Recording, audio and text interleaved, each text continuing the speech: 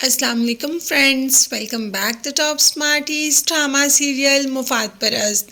مہرو کی ساس نے مہرو کے لیے اتنا کچھ کیا، مگر مہرو مفاد پرست ہی نکلی۔ اپنے فائدے کے لیے کیا کچھ نہیں کر ڈالا، اپنے فائدے کے لیے اب یہ گھر بھی اپنے نام لگوا رہی ہے۔ مطلب مہرو کی ساس تو اسے اس گھر میں بہو بنا کر لائی تھی، دیکھا جائے تو یہ سب کچھ مہرو کا ہی تھا، مگر مہرو پتہ نہیں کون سے لالچ میں آ گئی کہ سلمان کے پیچھے لگ کر اب تو ساس کی بھی کوئی بات نہیں سنتی، ساس کو بھی منہ پر جواب دیتی ہے۔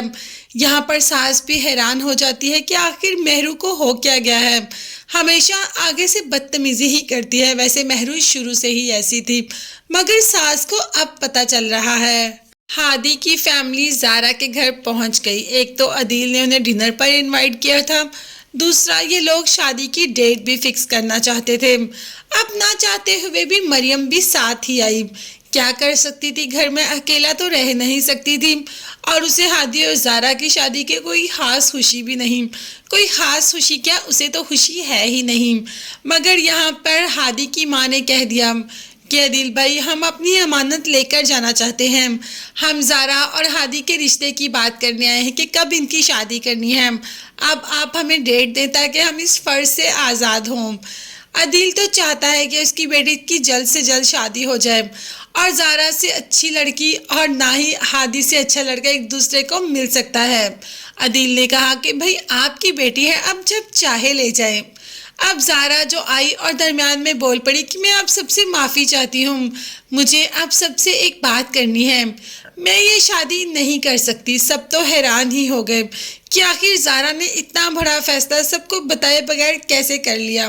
تو مریم نے سب سے پہلے یہ خبر مہرو کو سنائی اور کہا کہ دیکھو میں نے ان دونوں کو دور کر ہی دیا۔ مہرو نے کہا کہ بس تمہیں اس لمحے کو کیش کروانا ہے، تمہیں اس لمحے کو ہاتھ سے جانے نہیں دینا، ہادی کے پاس رہنا ہے، اس کا بہت خیال رکھنا ہے، اس سے بہت ہمدردی جتانی ہے۔ تو بس مریم تو ویسا ہی کرنا شروع ہوگی جیسا مہرو نے کہا تھا، بس ہادی کے ارد گرد چکر ہی لگاتی ہے، اور زارا ہادی کے خیالوں میں اور ہادی زارا کے خیالوں میں ہی گم ہے۔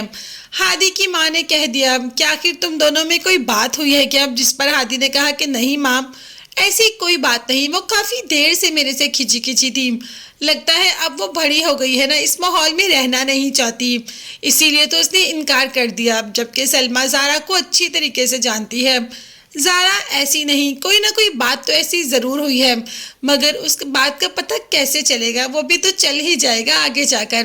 ابھی تو زارا کے گھر والے بھی اس بات سے بہت حیران ہے کہ زارا نے رشتے کے لیے انکار کیوں کیا۔ روحان جو زارا کا دوست بھی ہے، زارا کے پاس کیا اور کہا کہ میں آپ کا دوست بھی ہوں اور آپ کا بھائی بھی ہوں، آپ نے اتنا بڑا فیصلہ کر لیا اور کسی کو بھی نہیں بتایا، آخر کیا بات ہے؟